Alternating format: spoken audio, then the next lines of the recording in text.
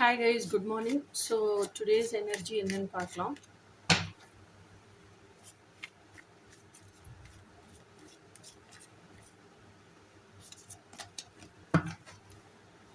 Today's energy வந்து justice. Justice அப்படிங்கிறது எனக்கு எப்படி தோணுது அப்படின்னா, வாட் எவர் உங்களுக்காக நீ எது படைக்கப்பட்டிருக்கோ, அது எப்பவுமே உங்கள வந்து சேரும். நீங்க அதுக்கு சேஸ் பண்ணிட்டுலாம் ஓட வேண்டாம். ஓகேயா? உங்களுக்காக தான் அதுன்னா, அது உங்களுக்காக தான். வேற ஒருத்தருக்குலாம் அது போயிறாது. வேற ஒருத்தவங்க வந்து எடுத்துட்டு போகவும் முடியாது.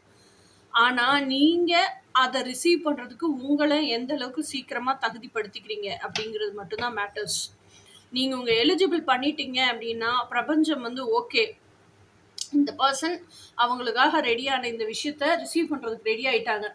அப்படின்னு பிரபஞ்சத்துக்கு கன்ஃபார்ம் ஆச்சுன்னா, பிரபஞ்சம் வந்து தூக்கி உங்க கையில குடுத்துட்டு போயிட்டே இருக்கும். அப்ப இதுல மேட்ரு என்னன்னா, நீங்க உங்கள எலிஜிபிள் பண்ணிக்கிறது மட்டும் தான் மேட்ரு. ஓகேயா? ஸோ அப்ப டோன்ட் சேஸ். அதே மாதிரி என்ன சொல்றது?